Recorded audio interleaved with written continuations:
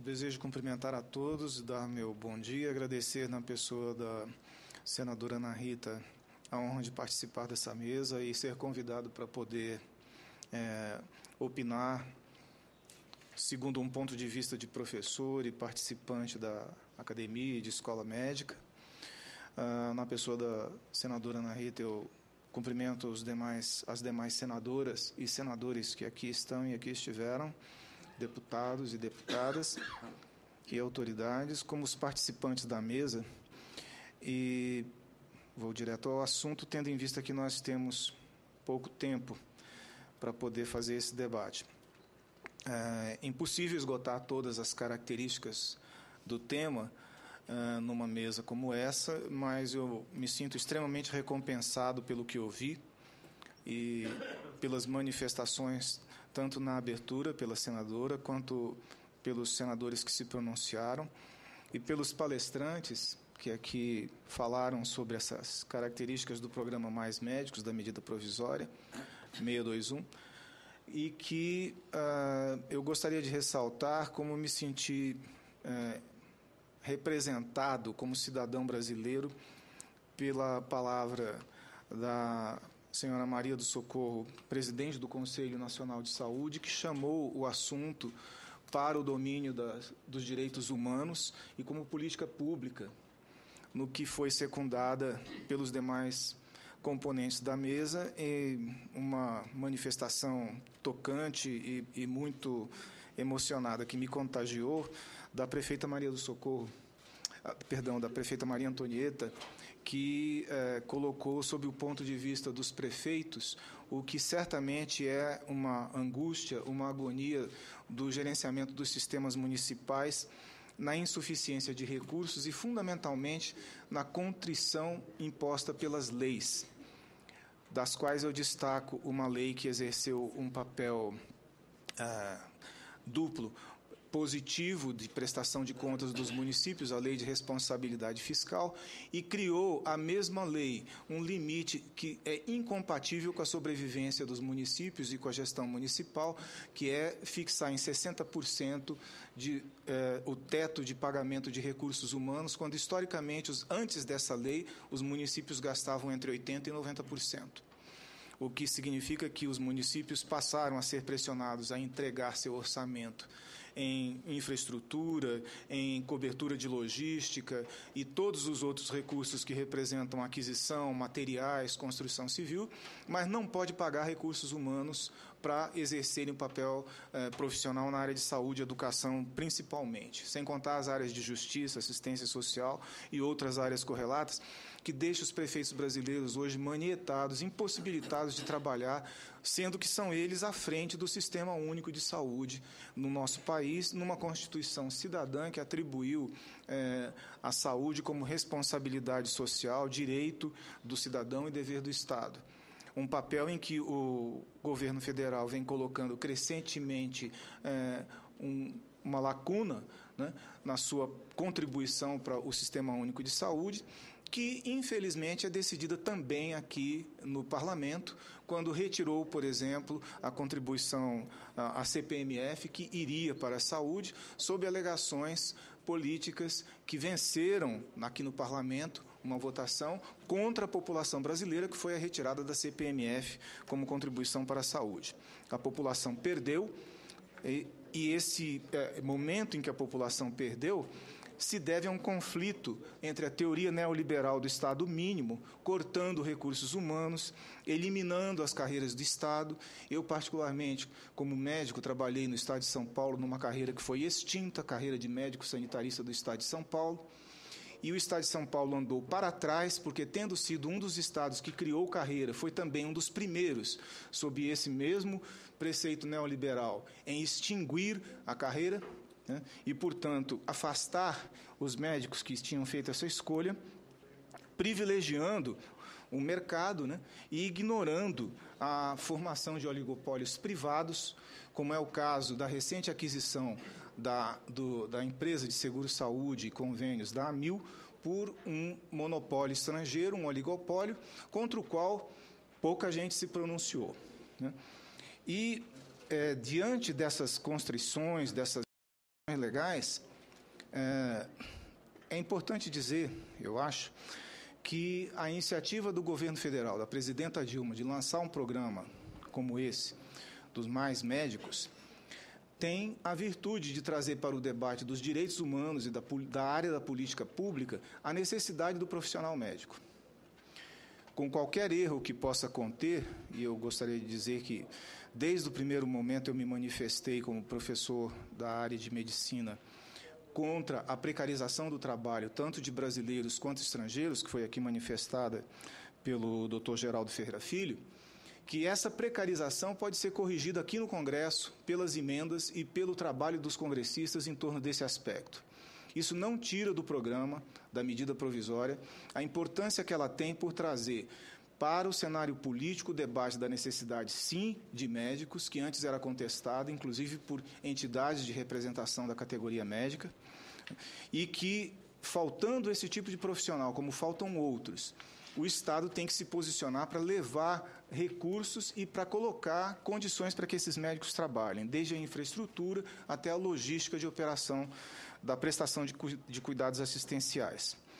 É evidente que, podendo ser corrigidos os aspectos trabalhistas e legais, para que não sejam criados médicos escravos que possam ser impossibilitados de migrar ou de sair dos seus locais de trabalho, é também necessário colocar condições que, se a pessoa aceita ir trabalhar num determinado município, que eu chamo de fronteira social ou fronteira do país, que hoje está desassistida, e ela se recusa a permanecer lá e sai de lá, ela está quebrando um vínculo contratual. Então, se houver ruptura de contrato, deve haver também regras para isso, que eu acredito que aqui no Congresso é possível estabelecer e melhorar essa medida. Mas não desvalorizar a iniciativa, não deixar de reconhecer o mérito da presidenta Dilma de ter tomado essa iniciativa, que é necessária para reestruturar o sistema de saúde, para colocar mais profissionais na linha de fronteira, onde hoje não há uma população assistida. Eu queria relatar aqui que há uma tergiversação a respeito de dois tipos de cuidado: cidadãos de primeira e de segunda categoria. Na verdade, não existem dois tipos de cidadão. Existe um cidadão com cuidados e um cidadão sem cuidados. A prefeita do Guarujá aqui está falando de como há unidades abertas com infraestrutura e logística dos mais importantes municípios do país, que é o Guarujá, e que não tem o profissional presente. Não se trata de decidir se o profissional que vai atender lá é de boa ou de má qualidade. Ele está ausente, não há profissional. Então, para se colocar esse profissional lá, é necessário, sim, um processo de avaliação. Acredito também, eu ouvi longamente uma audiência pública, agora não sei dizer se foi no Senado ou se foi na Câmara, que foi pela televisão. Eu vi o ministro Padilha sendo arguído a respeito, até altas horas da madrugada, quando passou esse programa na televisão fechada a cabo, e a resposta é de que as universidades brasileiras farão essa avaliação. Tem havido uma grande quantidade de argumentos que, de fato, buscam desqualificar médicos formados em Cuba. E isto é, sim, xenofobia, é, sim, raiva política contra médicos cubanos, é, sim, um desprezo por médicos formados num sistema socialista e de acesso público à medicina.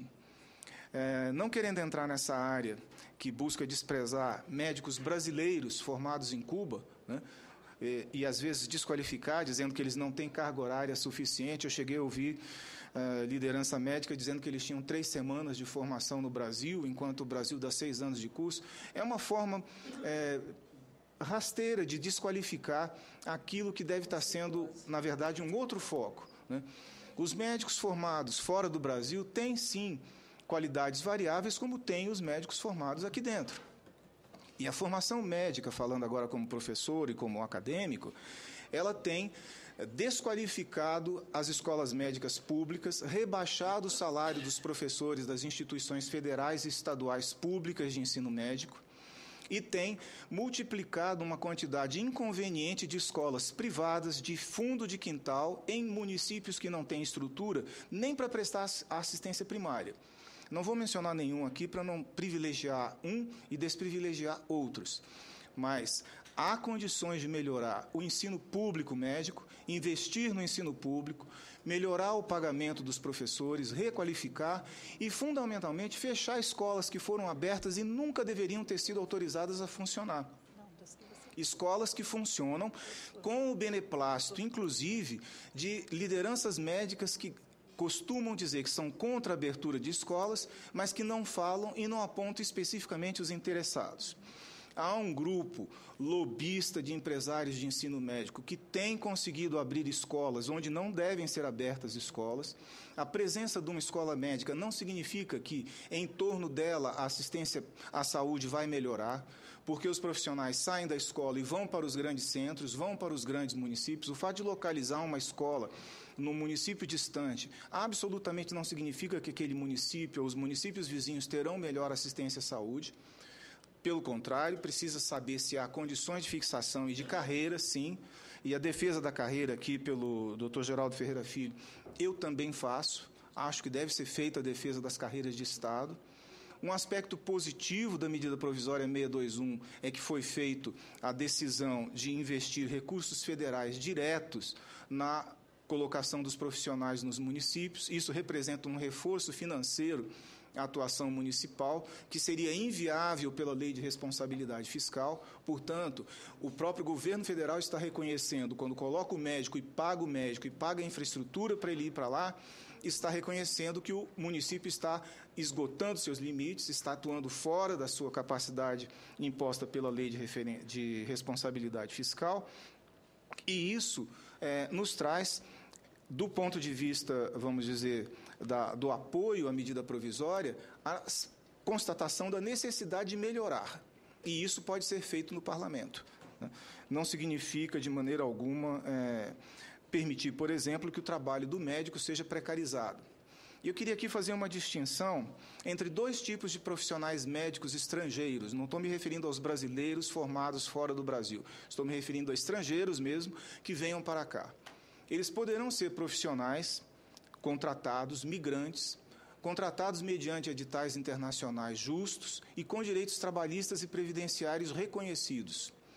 Essa forma de chamá-los de aprimorandos ou intercambistas, ela realmente foi uma forma inadequada, que não deve persistir, nem deve caracterizar o trabalho de nenhum profissional. Nós devemos defender, inclusive, para quem tem a perspectiva do Mercosul e da Unasul, o direito dos profissionais médicos terem suas competências reconhecidas e migrar de um país para outro, do médico brasileiro atender no Peru, do médico peruano atender no Brasil, desde que as normas sejam estabelecidas e claramente respeitadas. Outra condição é uma condição diferente das missões internacionais ou internacionalistas, que são missões de Estado, que pode ser feito, por exemplo, com o governo cubano. O governo cubano tem médicos que têm experiência em atenção na África, tem médicos que têm experiência em atenção no Caribe. O governo cubano tem brigadas médicas que apoiam o Haiti depois do terremoto e que estão lá fazendo uma grande diferença para melhorar a condição da população haitiana. E esse grupo de médicos não é um médico que se candidata a vir para cá trabalhar. Se vier para cá uma missão internacional cubana, ela pode ser reavaliada, sim, pelas universidades brasileiras, como está propondo o ministro Padilha, e tratada de maneira diferente, porque a gente sabe que, sendo uma missão internacional, eles irão embora, não vão fixar ninguém aqui. Mas se um médico português, espanhol, cubano, ou de qualquer outra nacionalidade vier trabalhar no Brasil, ele tem sim intenção de se fixar como profissional e merece, por isso, todos os direitos trabalhistas e previdenciários respeitados, como nós queremos para qualquer médico brasileiro. Eu fiz algumas transparências ali, nem me preocupei em mostrá-las, porque eu acho que é só um passeio sobre o tema. Eu vou só deixá-las como subsídio para o trabalho da Comissão e de Direitos Humanos, de que não se trata de mais médicos. A medida provisória trouxe também a proposta de discutirmos mais SUS, né? E nisso vão todos os outros profissionais. Eu coloquei 3 tópicos: o financiamento, a estrutura e as equipes multiprofissionais, para deixar claro que isso não se trata, esse assunto não trata apenas da questão do trabalho do médico, se trata da assistência à saúde como direito humano, como direito social e como política pública, que a gente já está, vamos dizer assim, de consenso aqui nessa mesa. As questões do financiamento do SUS, eu gostaria de destacar ali a questão mais recente levantada pela proposta de 10% da receita bruta da União e não da receita líquida. Porque a receita bruta, ela reflete o que o Estado arrecada e não aquilo que sobra depois que são cortadas todas as outras obrigações financeiras da União. Recentemente também, o Centro Brasileiro de Estudos de Saúde, o SEBS, a Associação Brasileira de Saúde Coletiva, a Abrasco, a Associação Brasileira de Medicina de Família fizeram um manifesto colocando a necessidade de um imposto geral sobre a movimentação financeira, de impostos sobre as grandes fortunas e de uma nova lei sobre remessa de lucros, voltando ao que no ano de 1963 fez com que fosse derrubado o presidente João Goulart. Quando ele tocou nesses temas, que significavam uma reforma da lei brasileira de impostos, né, que ia taxar muito mais o capital do que o trabalho, ele foi derrubado. Nós estamos de novo na mesma conjuntura social. Para colocar o SUS de novo de pé, nós temos que fazer isso aí. Várias outras coisas, uma delas, a definição da implantação do Cartão Nacional do SUS, como regulador e como compensador das assistências à saúde entre os municípios, que deveriam fazer consórcio, para quando um município atende paciente de outro município, que deveria estar prestando assistência primária, ele ter a compensação imediata da transferência fundo a fundo. E várias outras coisas que eu não vou me deter aqui pela limitação do tempo, né? Um aspecto só para finalizar, que do ponto de vista acadêmico, de professores universitários, a responsabilidade de formar e avaliar profissionais médicos é das universidades, não é dos conselhos regionais de medicina, não é do Conselho Federal de Medicina, não é da Federação Nacional dos Médicos, que são órgãos com outras finalidades. Se houver o estabelecimento dos exames de ordem e se o revalida não for colocado como um exame realmente revalidador e não capturado hoje para fins de xenofobia, quem vai fazer realmente a avaliação são as universidades, no que o ministro Padilha está plenamente correto.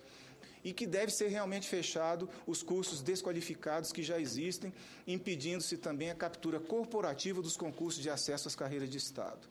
Outras coisas que poderiam ser debatidas aqui, eu deixo como subsídio para que a comissão possa mais tarde discuti-la. Gostaria só de responder, ou buscar responder aqui, se o programa Mais Médicos tem a capacidade de resolver condições de sobrevivência. Essa é uma pergunta feita por internet, que evidentemente remete a um assunto mais amplo. Nós não estamos falando da saúde como um setor exclusivo dos direitos humanos. Nós estamos falando que os direitos humanos incorporam a saúde. E quando alguém pergunta sobre qualidade de vida, alimentação, água limpa, moradia e dignidade, só tem uma resposta: é a democracia.